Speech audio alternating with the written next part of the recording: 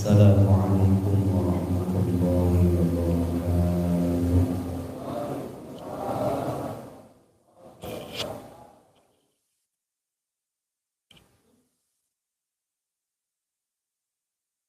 Ya hadratin nabiyil mustafa sayyidina Muhammadin rasulillah sallallahu alaihi wasallam wa ala alihi wa azwajihi wa dhurriyyatihi wa ahli baitihil kiram.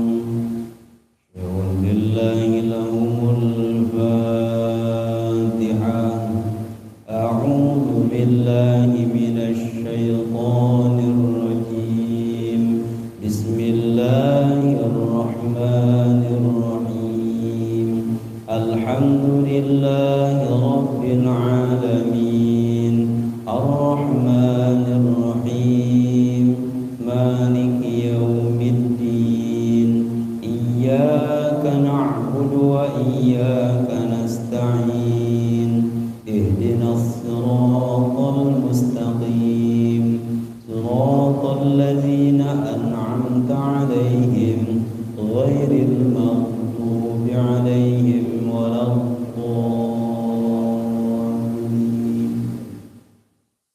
Abaina wa ummatina wa ajdadina wa jaddatina wa limashayikhina wa limashayikhi mashayikhina wa li ustadzina wa li asatidatina wa li aqrabaina wa li jami'il muslimina wal muslimat wal mu'minina wal mu'minat al ahya'i minhum lamman mashayikhina ila magharibiha barriha wa bahriha min yaminiha ila shimaliha غربها وشرقها خصوصا نظري شهادة الكبير تضمن نظري شسر الدنيا تبصر الجنود الشهادين ومن شيء سلطان مولانا حسن بن بلتمسى سلطان مولانا يوسف شيخ مولانا عبد الله شيخ مولانا شيخ وزنة جبل شيخ درين شيخ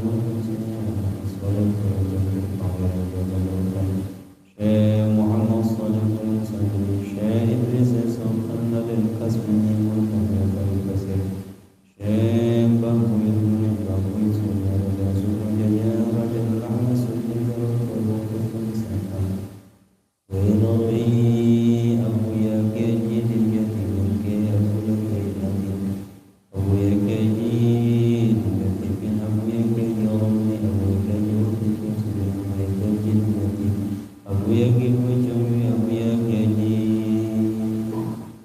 Masan yang perlu kamu kerja Sulaiman dan kerja Sulaiman Jahat dan kerja Ahmad dalam tanjakan Wali Musa Kedung dalam kerja Musalli Kanani Wali kerja Qurtubi Rajab Wali kerja Hasan Sajir Sukabumi Wali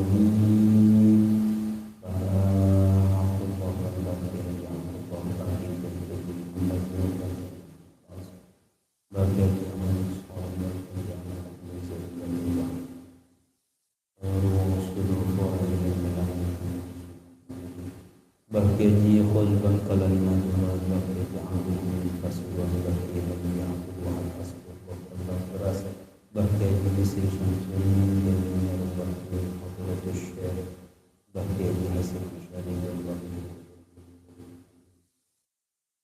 Bahkiyaji Bahkiyaji Bahkiyaji Rahim Wali Wasul Wafurin Wali Al-Mahmud Al-Mahmud غفر الله لهم ونور قبورهم وجعل نصرهم الجنة بشفاعة رسول الله صلى الله عليه وسلم شول الله لهم الفاتحة أعوذ بالله من الشيطان الرجيم بسم الله الرحمن الرحيم الحمد لله رب العالمين الرحمن الرحيم مالك يوم الدين إياك نعبد وإياك نستعين اهدنا الصراط المستقيم صراط الذين أنعمت أنعمت عليهم غير المغضوب عليهم ولا الضالين.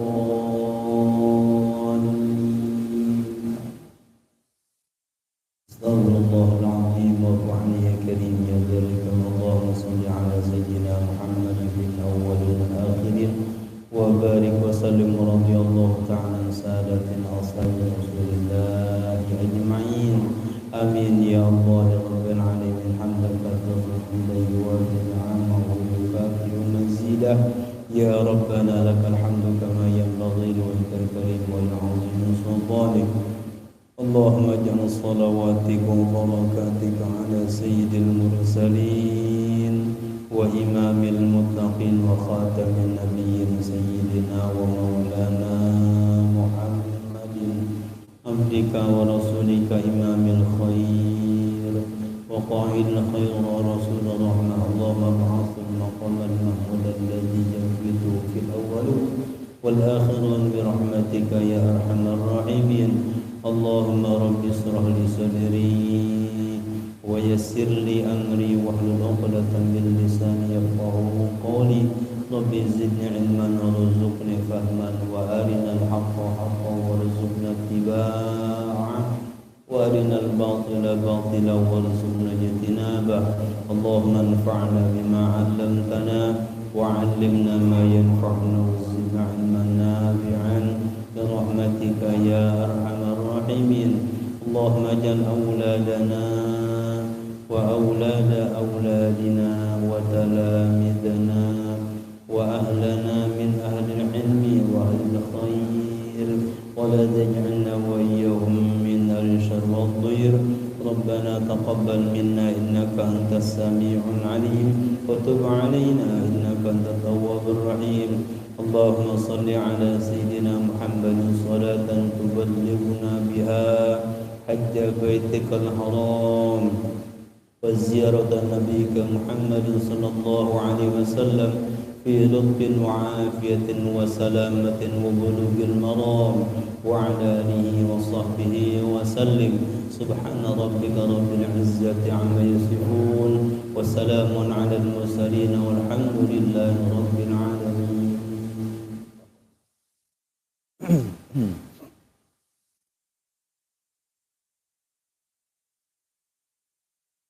أعوذ بالله من الشيطان الرجيم. بسم الله الرحمن الرحيم. الحمد لله رب العالمين وبه نستعين على أمور الدنيا والدين. الصلاة والسلام على أشرف الأنبياء والمرسلين وعلى آله وصحبه أجمعين. أما بعد قال المصنف رحمه الله تعالى ونفعنا بعلومه في الدارين. ربنا يسر لنا ولا تعسر علينا يا كريم. اللهم انفعنا بما علمتنا وعلمنا ما ينفعنا وزدنا علما نافعا برحمتك يا أرحم الراحمين. Alhamdulillah, segala puji bagi Allah yang senantiasa memberikan kita beribu-ribu kenikmatan. Nikmat bisa melihat, nikmat bisa mendengar, nikmat bisa berbicara, nikmat segala nikmat yang Allah berikan kepada kita. Dan mudah-mudahan kita semua menjadi hamba-Nya yang selalu bersyukur atas nikmat-Nya dan tidak menjadikan kita sebagai hamba-Nya yang kufur nikmat. Amin amin ya Allah ya Rabbal alamin. Salawat teriring salam tercurah limpahkan kepada baginda alam Habibina wa syafi'ina wa maulana Muhammad sallallahu alaihi wa alihi wa sahbihi wasallam.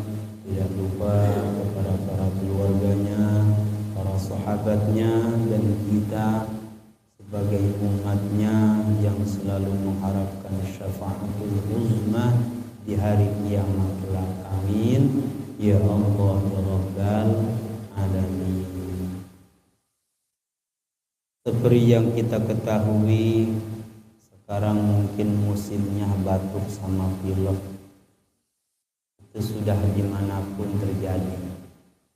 Tapi bukan itu masalahnya. Ketika Allah berikan kenikmatan, nikmat sehat, nikmat kita bisa berkumpul di majelis taklim, maka satu hari pasti akan diberikan oleh Allah penyakit. Tidak serta-merta Allah memberikan penyakit itu kalau kita memang tidak bisa istiqomah. Ketika Allah memberikan penyakit, masihkah kita bisa istiqomah berkumpul bermuajahah di majelis taklim? Itu pertanyaan yang harus dan menjadi PR besar buat kita semua. Para ulama terdahulu, mau cuaca panas, mau cuaca dingin, mau dalam keadaan sehat, mau dalam keadaan sakit, maka mereka selalu istiqomah. Bahkan dikala dinginnya sampai di bawah 0 derajat. Satu hari ulama ada yang dikasih cobaan oleh Allah, ujian istiqomah apa enggak. Apa? Malam itu dia mimpi basah sampai 4 kali. Kita mah sampai detik ini kalau habis hubungan suami istri jam 9, mandinya subuh. Bener enggak? Itu bikin malaikat nggak mau deket sama rumah kita. Iya, bikin malaikat rahmat nggak mau masuk ke rumah kita karena kita janabat, punya junub, punya hadas besar, belum mandi. Ya, kenapa? Malas, ntar aja sekalian sholat subuh. Itu bahasanya. Padahal Masya Allah, kalaupun kita tahu caranya gimana supaya malaikat rahmat mau datang dan kita tidak makruh tidurnya, maka caranya adalah wudu. Kalau malas mandi, wudu. Itulah pentingnya ilmu. Kalau kita tahu, insya Allah enak dan gampang. Delbayar. Iya, saya tahulah. Saya juga laki-laki. Semakin lama laki-laki itu semakin tua semakin jadi, semakin demen, semakin senang. Tapi beda dengan perempuan, Pak. Kalau perempuan semakin tua semakin hilang keinginannya untuk berhubungan. Benar. Apalagi dia sudah seharian capek ngurusin anak, dapur sumur, jadi ke kasurnya males. Itu ngelayanin setengah hati. Udahlah bapak aja. Betul nggak? Tuh, makanya supaya kita tidur dengan keadaan tidak ditinggalkan oleh malaikat rahmat, rumah kita tetap didatangi dan memberikan cahayanya malaikat rahmat tersebut. Wudulah kalau memang males mandi. Tuh, sedikit aja. Makanya kalau kita afdolnya itu, makanya kalau nih yang muda-muda aja, yang mungkin yang udah tua udah nggak ada harapan pengen punya anak lagi. Ya, ini ada tips dari saya. Mencetak anak soleh-soleha itu tidak semudah membalikan tangan. Ada cara-caranya. Waktunya itu di waktu di mana sepertiga malam kita sudah melaksanakan yang namanya sholat tahajud 2 rakaat, sholat hajat, sholat witir 3 rakaat, baru datengin istri kita. Istri kita juga nggak habis kita datengin lagi tidur, bukan, habis sholat tahajud juga. Iya. Makanya kalau sudah gitu datangin, assalamualaikum ya babar rahmah, keselamatan bagi engkau wahai bidadari surgaku, wahai pintu kerahmatan. Datengin begitu. Kalau udah tua mah to the point aja, nggak ada yang namanya warming up. Apa warming up? Pemanasan. Iya, nggak ada. Yang penting mah ujungnya, endingnya itu doang. Ya, tadi afdalnya gimana? Maka afdalnya mandi, setelah mandi baru wudu, sebab kita mau tidur. Ustadz, saya mah kalau tidur itu nggak pernah wudu, makanya tidurnya mimpinya aneh-aneh. Udah pulang dari masjid, apa di belakang masjid ada makam, ketemu tuh yang namanya macam-macam, ya diikutin sampai ke rumah. Ya, makanya mimpinya dikejar pocong, dibangunin kuntilanak. Nah, Masya Allah. Ya, nah itu. Jadi kalau kita, rumah kita salah satunya tidak ditangin malaikat rahmat adalah ada orang janabat. Beda dengan yang hadas besar gara-gara haid atau nifas. Itu tidak. Yang kedua, malaikat rahmat gak mau datang ke rumah kita dikala rumah kita itu ada patung. Patung di sini ada yang mengatakan patung di situ ada satu gambar lukisan, bukan foto ya. Bukan foto yang saya maksudkan. Lukisan misalkan utuh dari kepala sampai kaki. Kalau itu lukisan dikasih ruh, maka itu lukisan hidup. Kalau misalkan patung itu dikasihkan ruh, maka patung itu bakal hidup. Berarti patung atau lukisan yang utuh dari kepala sampai kaki itu yang tidak diperbolehkan. Kalau pala kijang doangan nggak masalah, ya itu. Nah, gimana kalau permainan mulaibat? Permainan anak kecil, boneka. Bolehkah? Kalau boneka itu yang dikecualikan. Boneka tuh buat mainan perang-perangan anak-anak kecil tuh, tentara-tentara anak itu tidak termasuk patung. Paham ya? Itu. Apalagi yang menjadikan malaikat rahmat nggak mau datang ke rumah kita, yaitu adanya binatang yang tidak dihormati, yang tidak wajib dihormati. Mana? Yang pertama, anjing yang galak. Jadi anjing yang boleh dihormati ada anjing yang galak dengan anjing yang baik. Kalau anjing semua, maka ashabul kahfi ada punya anjing. Ya, ashabul kahfi punya anjing. Mungkin anjing ini termasuk yang salah satunya diberikan kelebihan oleh Allah, nanti bakal masuk surga Allah. Tapi kalau binatang masuk surga Allah, nanti jadi debu. Seperti apa lagi? Ontaknya Nabi Saleh alaihi salam masuk jadi debu. ayamnya Sultan Maulana Hasanuddin jadi debu. Tapi ayamnya itu mah bukan ayam beneran ya.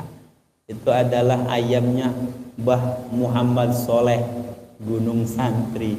Nah itu mah gampang, nanti kita cerita lagi itu ya. Jadi anjing yang tidak dihormati, yang galak, maka di situ tertutup.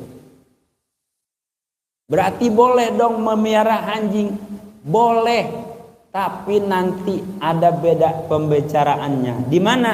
Kalau di kampung dulu. Oh di mana? Di Tasikmalaya.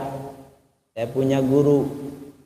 Nah di sana itu orang kampungnya rata-rata melihara anjing. Sebab kenapa? Kalau mau misalkan buang air besar, dulu kan nggak ada yang namanya WC. Ya adanya jamban, kalau nggak di kebun. Iya, di kebun. Maka kalau buang air itu dikawal sama anjing. Atau mau kemana? Ke kebun. Maka baru itulah yang diperbolehkan. Ya, itu tidak menghambat malaikat rahmat datang ke rumah kita. Nah, para jamaah majelis taklim Masjid Nurul Hidayah yang saya hormati, pada kesempatan hari ini saya akan membahas tentang yaitu sabar.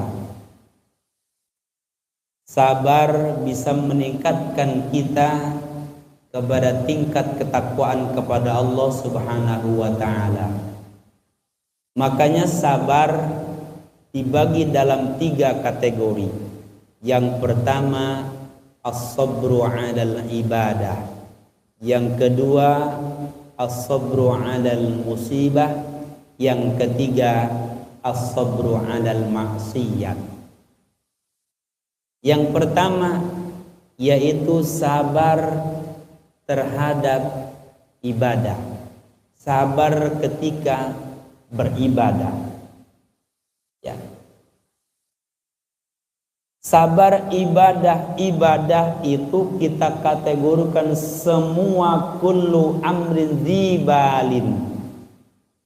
Setiap perkara yang mengandung pahala maka dikatakan itulah ibadah. Berarti pahala ada beberapa kategori pahala. Yang pertama wajib, ada sunnah, yang ketiga mubah. Ada yang haram, ada yang makruh. Ya, ibadah itu tidak harus dikerjakan, sama pun ditinggal pun tetap dikatakan ibadah. Meninggalkan, maka bahasa di sananya imtithalu awamirillah wajtinabu nawahihi. Mengerjakan semua perintah Allah dan meninggalkan semua larangan-larangan Allah Subhanahu wa ta'ala. Nah, tadi sabar ibadah. Kita ibadah paling sentral adalah sholat 5 waktu. Seperti saya udah terangkan dulu pertemuan yang kedua.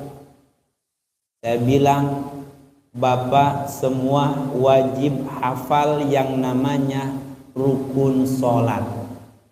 Apa rukun sholat? Rukun sholat adalah yaitu gerakan dan bacaan yang wajib di dalam sholat. Itu namanya rukun sholat. Kita sudah mengerjakan, maka harus tahu rukunnya. Jadi rukun sholat adalah gerakan dan bacaan yang wajib di dalam sholat, itu tidak boleh ditinggalkan. Ya, mana rukun sholat? niat takbir ngadeg baca Fatihah ruku tumanina i'tidal tumanina ari sujud tumanina lungguh tumanina sujud akhir tahiyat akhir basta sholawat kanjeng Nabi aweh salam ingkang dingin. Ini ada 13 ya nih. Nanti hubungan dengan sabar apa? Sabar belajar untuk mendekati yang namanya khusyuk di dalam sholat adalah melengkapi ilmu tentang fikih sholat. Sabar untuk mendekati khusyuk di dalam sholat, kita harus pun sabar melengkapi dan menyempurnakan fikih sholat. Ya Pak ya? Tuh, yang basic dulu. Maka ada yang menyebutkan 13, ada yang menyebutkan 17. 13 berarti yang 4 disatukan. Mana? Yang pertama ruku dengan tumakninah disatukan. Iktidal dengan tumakninah, sujud dengan tumakninah, duduk antara dua sujud dengan tumakninah disatukan.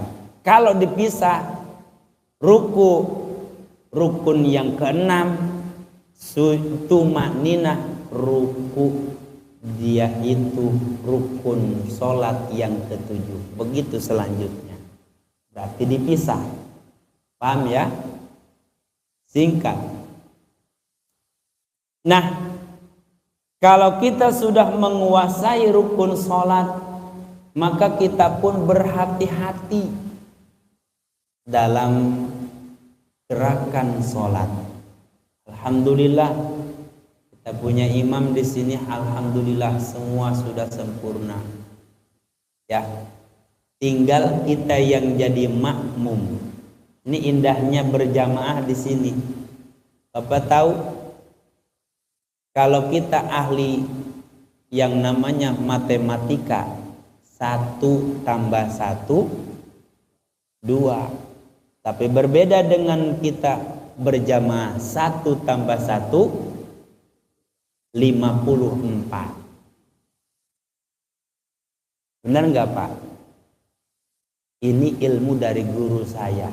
1 tambah 1 54. Karena 1 jadi imam, 1 lagi jadi makmum, maka 27 itu tidak dibagi 2, tapi 1 orang 27, 1 orang 27, jadi 54.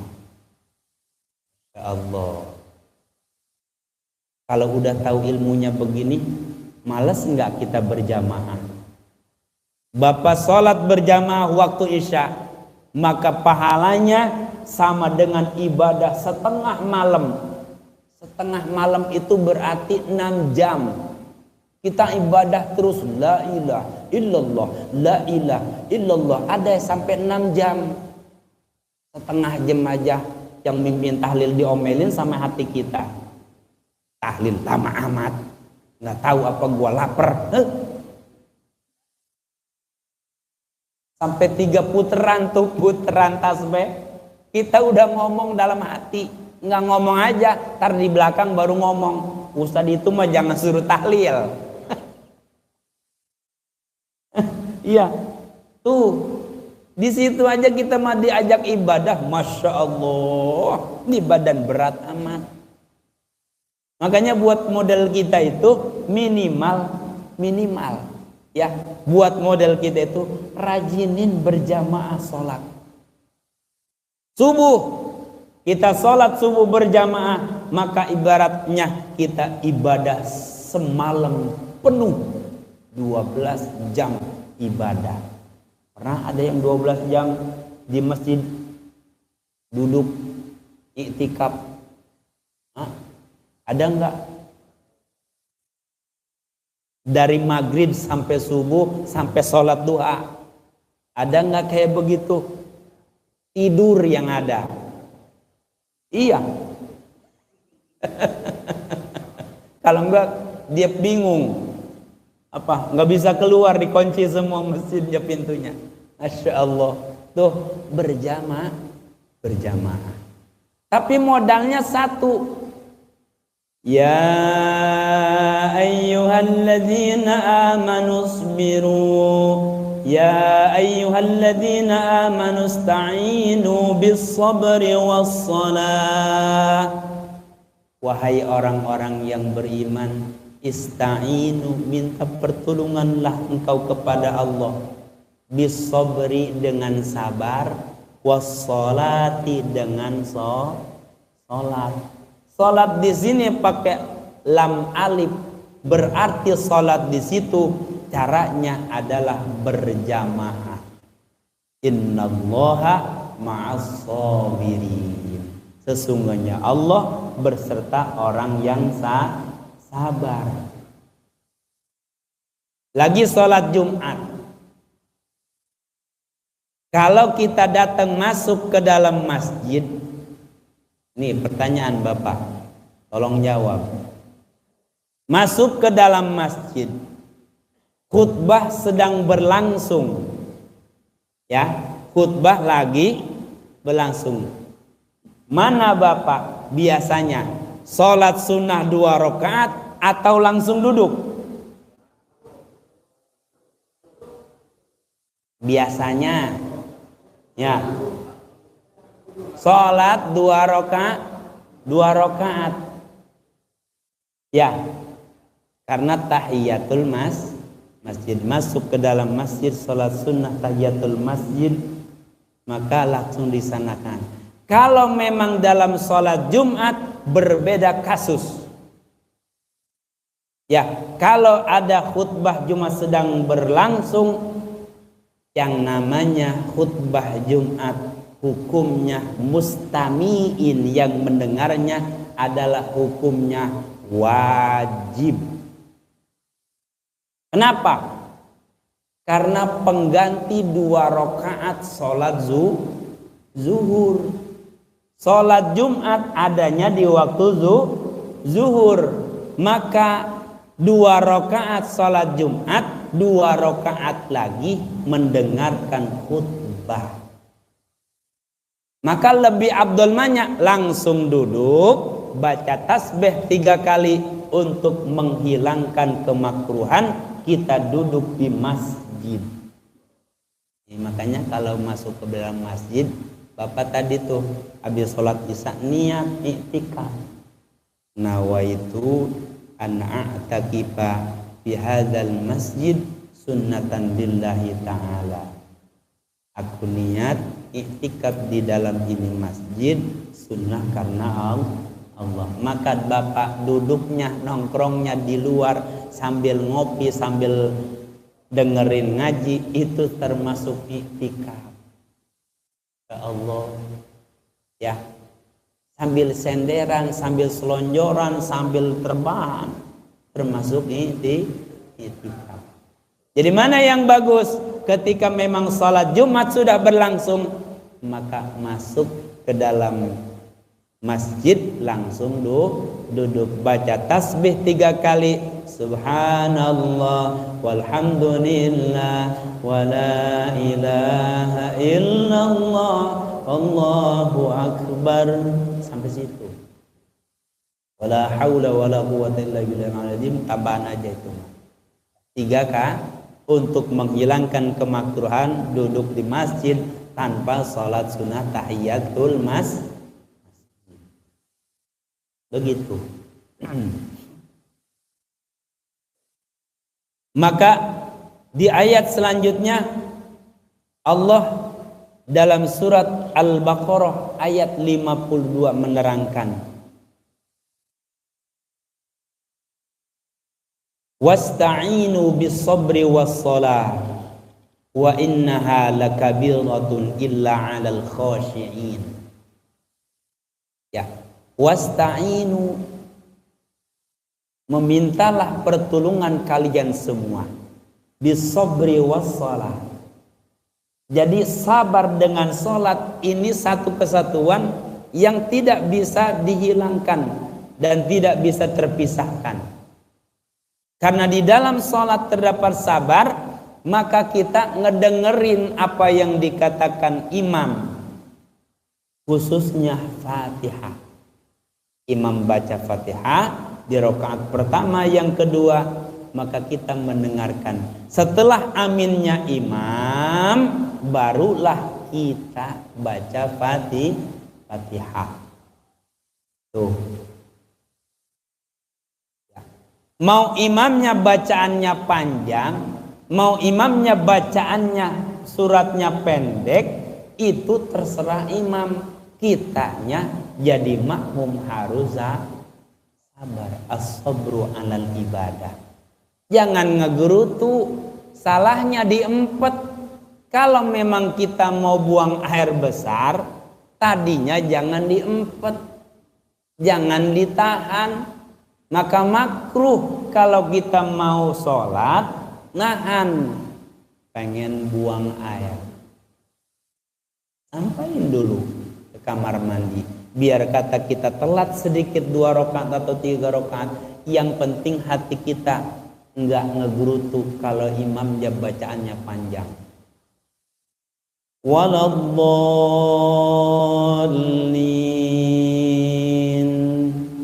Amin. Bismillahirrahmanirrahim. Yasin. Waduh, ngejerit yang belakang. Masya Allah. Bismillahirrahmanirrahim. Idza waqa'atil waqi'ah laysa liwaqatiha kadhibah khafidatur rafi'ah. Idza rujjatil ardu rajja wa bussatil jibalu batha. Masya Allah, imam. Ya, udah kaget dikasih begitu doang, ya Allah. Padahal nama imam Bismillahirrahmanirrahim. Yasin. Allahu Akbar. Ngeprank makmum. Masya Allah. Lagi di situ aja dulu. Ya. Makanya supaya kayak nih model sekarang, supaya kita itu tidak mengandalkan imam rawatib kalau enggak ada, maka bapak-bapak itu wajib bisa yang namanya Fatihah. Fatihah aja dulu. Karena kenapa? Al-Fatihah adalah rukun bacaan yang wajib dalam sholat dan tidak boleh kurang tasydidnya. 14 tasydid di dalam Fatihah menurut Imam Syafi'i. Bismillahirrahmanirrahim termasuk surat Fatihah yang pertama. Dan itu tergantung masing-masing nanti logatnya. Ya, ada alhamdulillahi rabbil alamin. Ada yang alhamdulillahi rabbil agak susah. Biasanya ada yang ngalamin, karena memang sudah dulunya di bahasa Jawa itu alhamdu. Saya di Jawa Timur 5 tahun. Bismillahirrahmanirrahim pernah. Waduh, kaget pertama. Kalau sekarang alhamdulillah enggak. Rohim aja dipanggil jadi Rohim, Rahman jadi Rahman. Karena memang logatnya begitu. Maka penting Fatihah. Insya Allah kapan-kapan nanti kita belajar Fatihah khusus, ya, belajar Fatihah khusus. Apa? Iya, karena penting. Buat apa? Dikhawatirkan kalau imam rawatib enggak ada, ya enggak ada yang maju. nggak ada yang mau jadi imam. Masa iya sholat berubah? Ini yang dikhawatirkan. Iya, model musim sekarang nih, batuk pilek, termasuk saya juga agak berat. Kemarin itu habis Agustusan, Masya Allah, jadi MC ceritanya dari jam 8 pagi sampai asar. Habis suara ngayos, Masya Allah. Tuh ya. Jadi Allah menjelaskan, wahai orang-orang yang beriman, ista'inu bis-sabri was-shalah. Dalam ayat yang lain, wasta'inu bis-sabri was-shalah wa innaha lakabiratun illa 'alal khashiyin. Sesungguhnya salat lakabiratun, sungguh berat, illa 'alal khashiyin, kecuali bagi orang-orang yang khusyuk. Khusyuk di sini bukan berarti khusyuk model orang-orang terdahulu. Model khusyuk kita yang penting ketika mau sholat ingat, sholli fardhal maghribi, Allahu akbar. Ingat mau sholat. Beres pas mau salam, assalamualaikum warahmatullah. Udah, di ujung, di depan diingat, di belakang, di ujung salam ingat. Di tengah-tengah terserah mau kemana. Pikiran kita pleng, aduh motor lupa dikunci setang. Motor tadi udah dicuci kayaknya kotor lagi nih, hujan kayaknya tadi. Itu masih ingat baju belum dicuci buat besok kerja. Ya, pikiran kita kemana-mana. Enggak apa-apa. Yang penting ketika kita takbiratul ihram ingat dan salam ingat. Intinya indahnya berjamaah beda. Kita sambil ngelamun, imam fokus, imam khusyuk dengan bacaannya, maka kita yang diuntungkan jadi makmum. Tahu-tahu udah salam, cepet amat imam. Padahal mah kita ngelamunnya pleng, kemana tahu. Tuh ya, wa innaha lakabiratun illa 'alal khashiyin.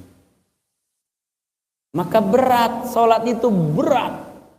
Beratnya gimana? Beratnya satu, apalagi di waktu subuh. Pak, subuh itu adalah salah satu sholat yang kalau nanti tidak ada lagi yang sudah mengerjakan sholat subuh di masjid, di musola, maka Dajjal bakal keluar. Tapi selama subuh masih ada yang adzan, as-salatu khairum minan naum, masih ada yang as-salatu khairum minan naum, maka Dajjal bakal lama keluarnya.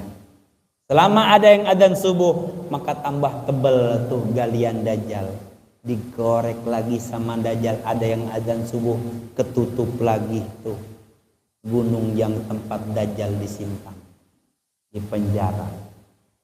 Maka sholat subuh, insya Allah kayaknya di sini mah sholat subuh lebih dari 4 saf. Bener ya Pak Haji ya? Masya Allah.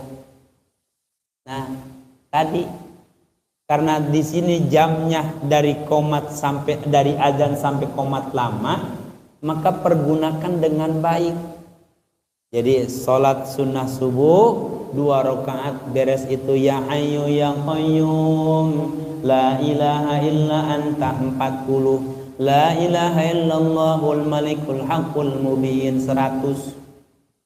Itu untuk mendongkrak rezeki kita. Kalau subuh, sebelum subuh kita nggak sempet, mana sebelum subuh beres sholat tahajud, beres sholat witir, kita baca subhanallah walhamdulillah wa la ilaha illallah wallahu akbar, subhanallah bihamdi, subhanallahil azim wa bihamdi, astagfirullah 100. Ya. sampai subuh. Kalau itu nggak sempat, dikasih waktu sama Allah, yaitu sebelum sholat subuh. Kalau itu nggak sempat juga, mana? Setelah sholat subuh, beres istighfar 3 kali sebelum kita beranjak, maka kita niat bangun sampai kita sholat duha baru pulang ke rumah. Yang pernah ke Mekah itu Masya Allah rata-rata begitu. Jadi pulang sholat duha beres baru kita makan pagi. Itu paling enak. Itu ya Masya Allah. Mudah-mudahan yang belum pernah melihat Ka'bah dan Makkah, ziarah ke makam Rasulullah, Allah gampangkan. Baca sholawatnya, Allahumma sholli ala sayyidina Muhammadin salatan tuballighuna hajja baitikal haram wa ziyarata nabiyika Muhammadin sallallahu alaihi wasallam bi lutfin wa afiyatin wa salamatin wa bulughir maram wa ala alihi wa sahbihi wa sallim. Baca 11 kali habis sholat, insyaallah digampangin hajinya, umrohnya. Bayar, karena kita makan nasab, nisob, ongkos nggak punya, nasab turunan biasa aja, tinggal nungguin nasib. Baca sholawat. Saya dapat 2 sholawat itu. Ada yang kedua, Allahumma sholli ala sayyidina Muhammadin salatan tuballighuna analu biha ziyarata haramika wa haramihi sayyidina Muhammadin sallallahu alaihi wasallam. Itu baca itu sebanyak-banyaknya, minimal 11 pada sholat. Ustaz catat, datang ke rumah bawa ayam putih, bawa ayam hitam. Ntar saya share sama Pak Haji sama Pak Waryanto ya. Saya share Pak, insyaallah.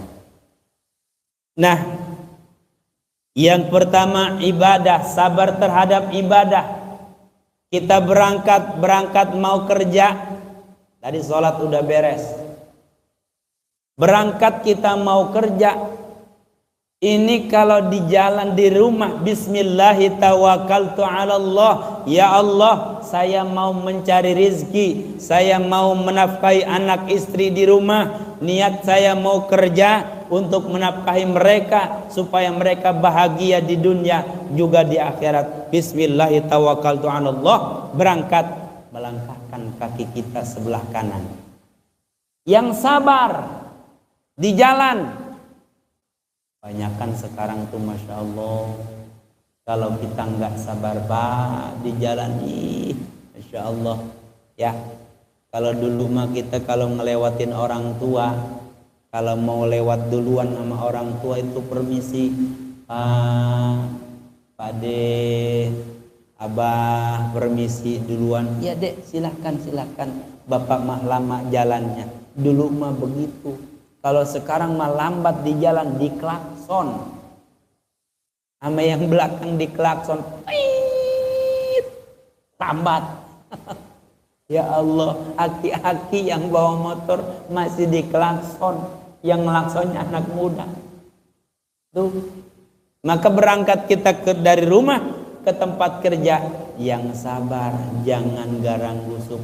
As-sur'atu minasyaiton, buru-buru datangnya dari setan. Ujungnya karena buru-buru, padahal enggak buru-buru, tadinya biasa aja. Karena ada yang ngepot kitanya ke bawah. Emosi, maka emosi yang dikejar sama setan. Kalau sudah emosi, fokus hilang, sudah kesononya berantakan. Ya. Tuh, berangkat datang ke tempat kerja, bismillah lagi di situ. Bismillahirrahmanirrahim. Kullu amrin dzibalin la yubda'u fihi bi bismillahirrahmanirrahim. Kata Rasul dalam hadis yang diriwayatkan oleh Imam Abi Dawud bahwa setiap perkara yang mempunyai pahala, yang berpahala, di balin la yubda'u fihi bi bismillahirrahmanirrahim, kalau enggak didahului pakai bismillah fahuwa aqqa, jadi kurang berkah. Maka bismillahin dulu ya. Mau makan, ya Allah, dengan makanan ini ya Allah, mudah-mudahan setiap yang aku makan, suapan demi suapan, kunyahan demi kunyahan, ya Allah, jadikan ini sel-sel darah yang bagus supaya badan ini bisa gampang dibawa ibadah. Kita gitu enggak? Nah, ini bismillahnya aja ingat-ingat di tengah-tengah, itu masih mending. Bismillahi fi awwalihi wa akhirihi, kita ingatnya pas mau sesuap lagi baru ingat, masih mending. Kalau enggak ingat sama sekali, makanya inilah makanan dan minum yang kita makan tanpa dibismillahi, ujung-ujungnya badan kita susah dibawa ibadah. As-sabru 'alal ibadah. Di dalam kerja, setiap kita punya pimpinan, wajib kita mendengarkan, dan setiap perintahnya adalah perintah atasan, wajib kita nurut. Kalau kita jujur begini, pimpinan saya disuruh oleh pimpinannya lagi, kepala bagian disuruh oleh supervisor, supervisor disuruh oleh apa? Manajer dulu, asisten manajer, asisten manajer disuruh oleh manajer, manajer disuruh GM, general manager, general manager disuruh oleh EO, ya, nah, CEO, CEO disuruh sama yang punya perusahaan, yang punya perusahaan Allah yang nyuruh langsung. Mana kita larinya? Maka setiap perintah selama itu memang baik, itu adalah perintah Allah langsung melalui manusia yang ada di hadapan kita. Cuma yang terjadi sekarang, banyak tergoda. Ya, ya, banyak digoda oleh apa? Oleh hawa nafsu. Temennya satu ada yang tukang membangkang, ada aja tuh yang kayak gitu di perusahaan. Tuh mau aja dikerjain sama dia, dia mah dulu juga mau gua gebukin di luar. Ya, insya Allah as-sabru adalah ibadah. Yang kedua, cukuplah ibadah ya. Jadi banyak lagi padahal. Yang kedua, as-sabru 'alal maksiyat. Al-musibah dulu. As-sabru 'alal musibah. Musibah itu ma asaba mim musibatin illa biiznillah. Tidak ada yang terjadi suatu musibah apapun bentuknya, yang dari paling terkecil sampai paling terbesar, illa biiznillah, kecuali atas izin Allah Subhanahu wa ta'ala. Kesandung. Intinya bukan musibahnya, tapi ingatnya kita sama Allah. Ini yang paling penting, zikirnya sama Allah. Kalau kita ingat terus sama Allahnya ketika kita musibah, Allah maka senang. Oh, ini hamba saya yang ini mani. Senangnya dia mah, senangnya ketika menyebut diriku, kata Allah, dia mah senangnya ketika dikasih musibah. Ingat sama Allah, astagfirullahaladzim. Oh, sholatnya juga yang lain udah datang, belum datang dia udah duluan. Yang lain udah pada pulang, dia masih belum di masjid aja. Rajinnya paling rajin ketika dapat musibah. Ya, maka Allah paling senang ketika hambanya terus meminta, biarin wahai malaikat, kita liatin di malam berikutnya masih begitu terus, masih ya Allah, biarin malaikat, aku ingin tahu sebagaimana kuatnya dia istiqomah. Coba, al istiqomatu bin alfil karamati. Jadi istiqomah bukan istirahat ngadakom di imah. Iya. Istiqomah itu konsisten, mayang dalam arti untuk ibadah, bukan mayang dalam maksiat. Kita bagaimana kita bisa menilai diri kita? Kita 24 jam ingat ke Allahnya, ingat sama yang lainnya, banyakan mana? Nah, itu jawaban yang mungkin mewakili semuanya. Makanya usahakan, seperti tadi sholat tuh, usahakan ketika kita lupa bahwa kita lagi sholat, maka ada lafaz Allahu Akbar, takbir intiqal dibolak-balik. Allahu Akbar, Sami'allahu liman hamidah, sujud, Allahu Akbar, duduk antara rasul, Allahu Akbar. Begitu dibolak-balik pun sama. Dalam 24 jam kita itu usahakan banyak ingat sama Allah. Senangnya apa kita? Istighfar ya Pak Ustadz, saya paling senang tuh istighfar. Udah istighfar dalam hati. Astagfirullahaladzim. Belum bayar kontrakan. Astagfirullahaladzim. Besok jatuh tempo. Astagfirullahaladzim. Kalau kayak begitu baru kita istighfar. Astagfirullahaladzim. Kreditan baru lewat kayaknya bulannya 5. Astagfirullahaladzim. Biarin, itu namanya kayak gitu. Makanya Allah tuh senang kalau hambanya kalau lagi diuji begitu istighfar terus, ingat sama Allah. Makanya kita mah dikasihnya musibah aja. Iya, karena kita mah ingat sama Allahnya ketika susah. Lagi senang semua lupa. Iya. Tuh. Masya Allah. Alal musibah. Kesandung. Jangan sial. Kesandung. Cara minum.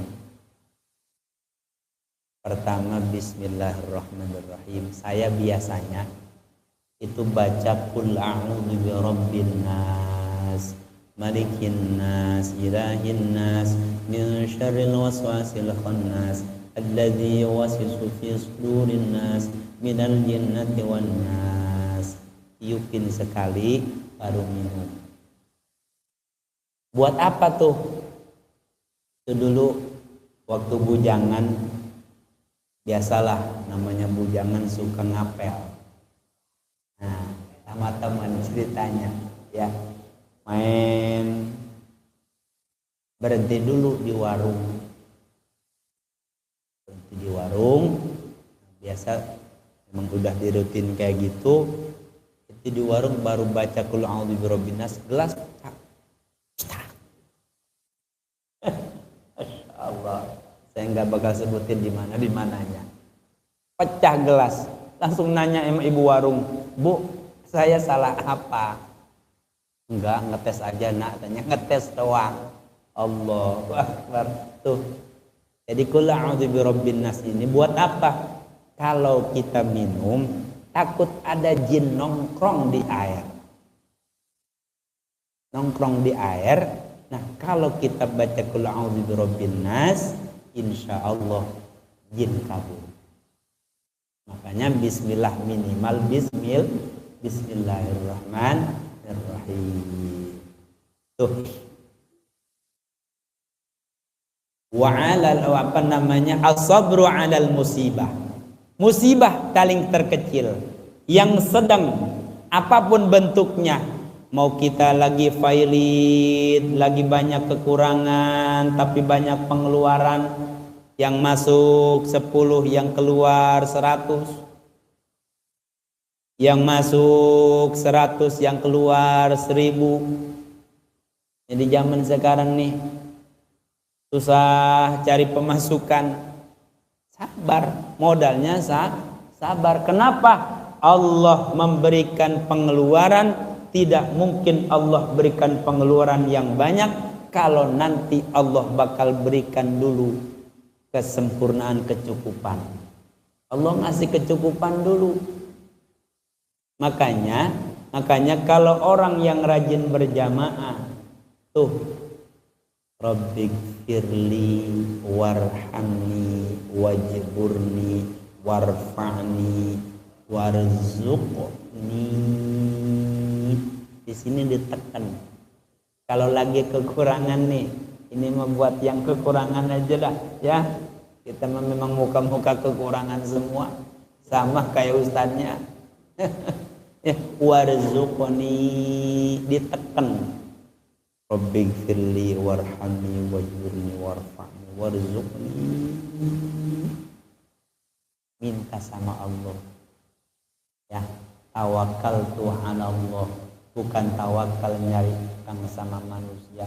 Kalau kita tawakal sama manusia, sama makhluk, bakal banyak mengecewakan. Mungkin sekali 2 kali kita dibantu, ketiga kali bakal ngomong, lu ke gua melulu, cari yang lain apa sih? Betul nggak? Makanya kita tawakal tu 'ala Allah tuh di sholat kita. Warzuqni, setiap duduk antara 2 sujud tekankan itu. Masuk sama as-sabru 'alal musibah. Terbesar sekalipun, apa cobaan yang paling terbesar buat kita? Kalau anak hamil mah bukan cobaan, itu adalah apa? Berarti kita tidak amanah menjaga dari amanah Allah anak kita. Tuh, itu bukan musibah, itu adalah kecerobohan orang tua. Ya, tapi jangan takut. La yukallifullahu nafsan illa wus'aha. Allah memberikan cobaan, ujian bagi makhluk, bagi hambanya. 2 cara Allah. Yang pertama ujian untuk keistiqomahan kita beribadah. Yang kedua untuk mendekatkan, menaikkan derajat manusia. Mau dinaikin derajatnya. Yang tadinya derajatnya mungkin di bawah, mungkin ditaikkan 1 derajat dibandingkan yang lain. Maka ketika diangkat derajatnya, Allah berikan pun kelebihan daripada rajinnya ibadahnya, terus apalagi kelebihan daripada hartanya. Tapi harta bukan tujuan buat kita. Ya. Tuh. As-sabru 'alal musibah. Maka perbanyaklah kita beristighfar. Astagfirullahaladzim, subhanallah, alhamdulillah, wa la ilaha illallah, wallahu akbar. Ketika memang mendapatkan musibah, ya, jangan takut. Saya pernah dapat musibah, masya Allah, yang Allah itu ngasih. Tapi jangan takut, saya ingat dalam Al-Quran Allah bilang, may yattaqillahu yaj'al lahu makhraja. Siapa orang yang bertakwa kepada Allah, yaj'al lahu makhraja, maka Allah bakal memberikan makhraja, jalan keluar, solusi. Buat apa lagi? Dan Allah bakal wa yarzuqhu min haitsu la yahtasib. Allah bakal memberikan rizki min haitsu la yahtasib, dari jalan yang tidak disangka-sangka. Saya nggak nyangka setahun setelah saya dapat yang namanya COVID-19, saya nginep. Disangkanya saya mau lewat kali sama emak. Aduh, anak masih pada kecil. Saya nginep di rumah sakit. Saya ngelihat langsung bagaimana proses orang-orang yang kena COVID-19. Itu suster, itu mudah yang namanya ngelihat ya kemaluan laki-laki yang gede, yang kecil, yang putih, yang hitam, mungkin dia itu ngurusin pempesnya semua. Yang gonta-ganti kayak gitu. Alhamdulillah saya mah nggak sampai buang air di kamar atau di tempat tidur. Masih bisa kamar mandi walaupun dalam keadaan 10 hari saya sampai 12 hari mungkin. Mungkin sebelumnya lebih, bisa 2 bulanan itu. Masya Allah, dikasih COVID-19. Setelahnya dari setahun itu, alhamdulillah Allah ngasih min haitsu la yahtasib, ada yang ngeberangkatin umroh. Yang penting kita sabar.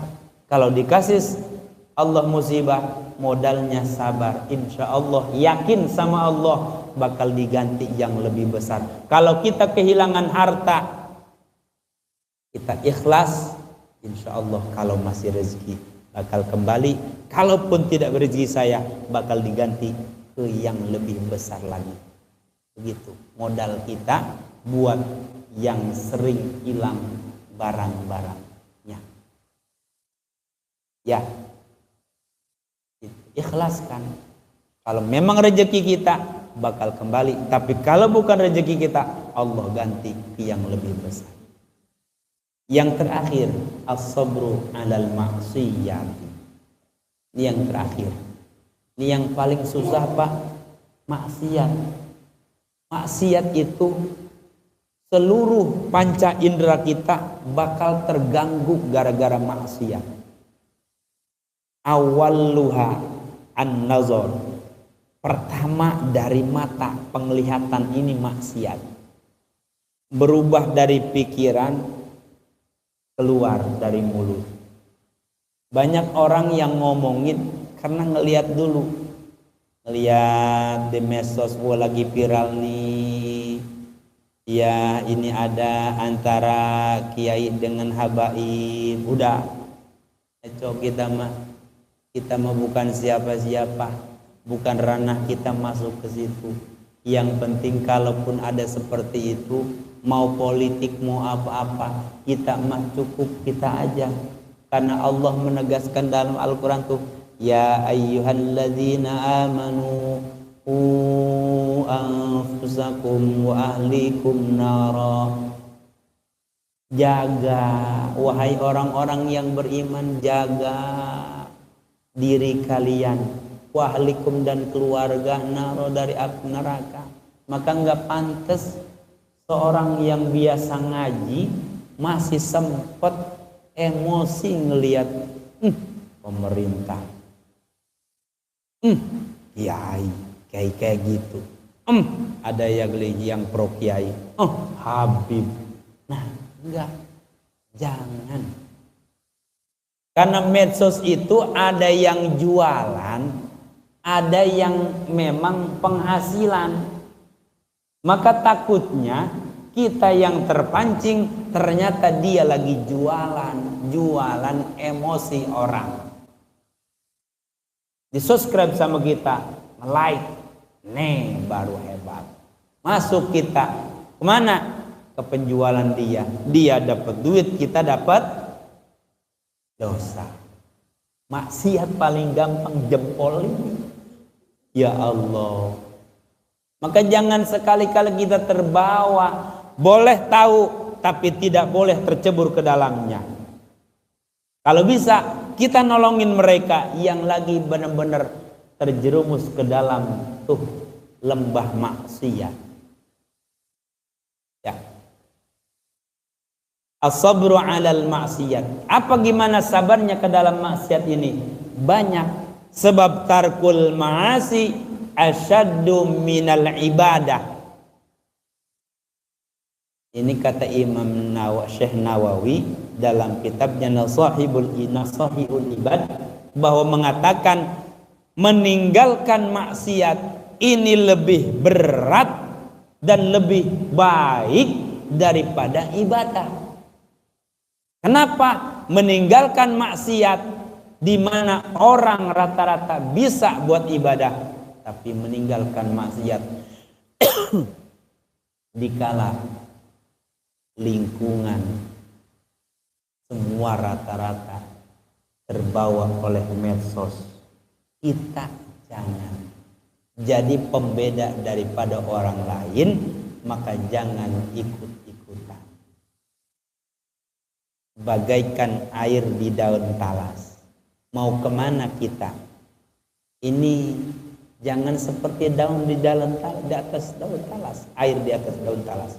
Maka dia ke bawah, angin ke wetan dia ikut ke wetan, angin ke kulon dia ikut ke kulon, angin kemana ke utara dia ikut ke utara, angin ke selatan ikut ke selatan.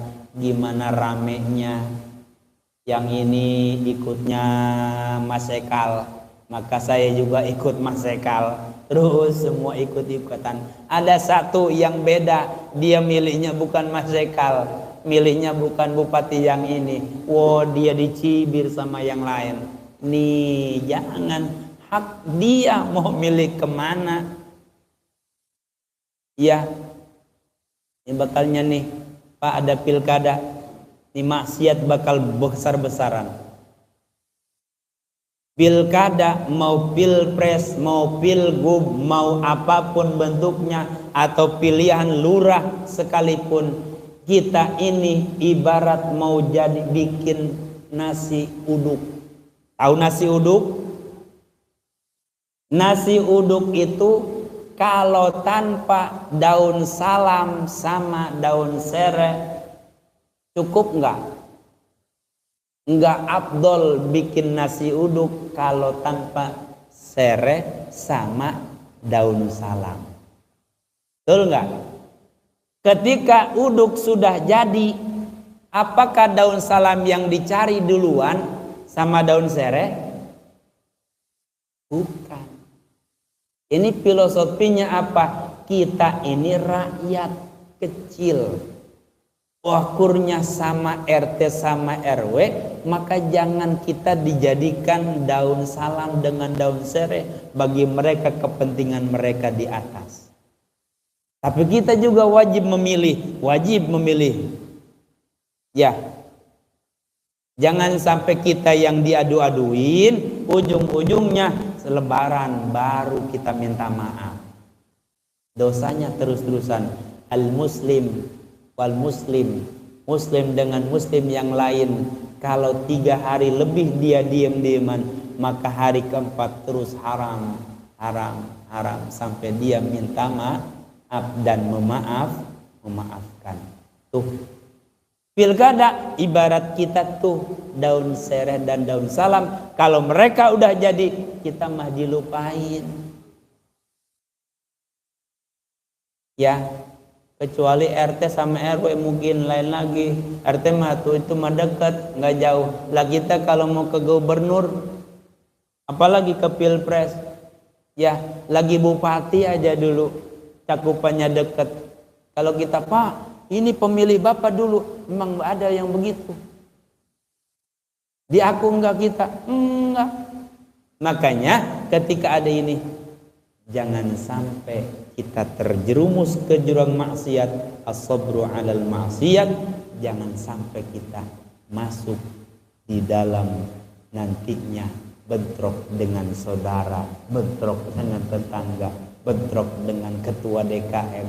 Ketua DKM pilihnya si Anu, saya pilihnya si Anu, beda sama saya. Udah pokoknya ketua DKM besok ganti. Yang benderanya harus sama warnanya. Gak bisa begitu. Ya. As-sabru 'alal musii'a 'alal maksiyat.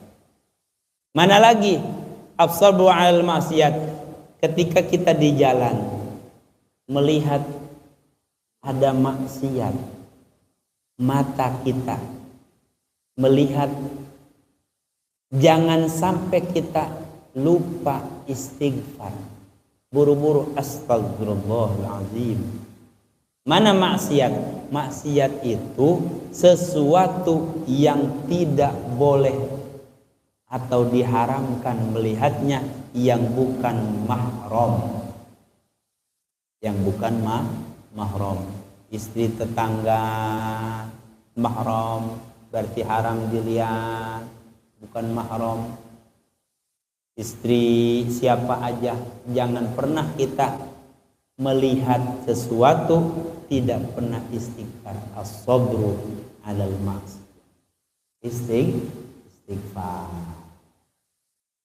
Tarkul ma'asi asyaddu minal ibadah, maka meninggalkan maksiat adalah salah satu ibadah yang paling besar, karena hukumnya meninggalkan maksiat adalah wajib.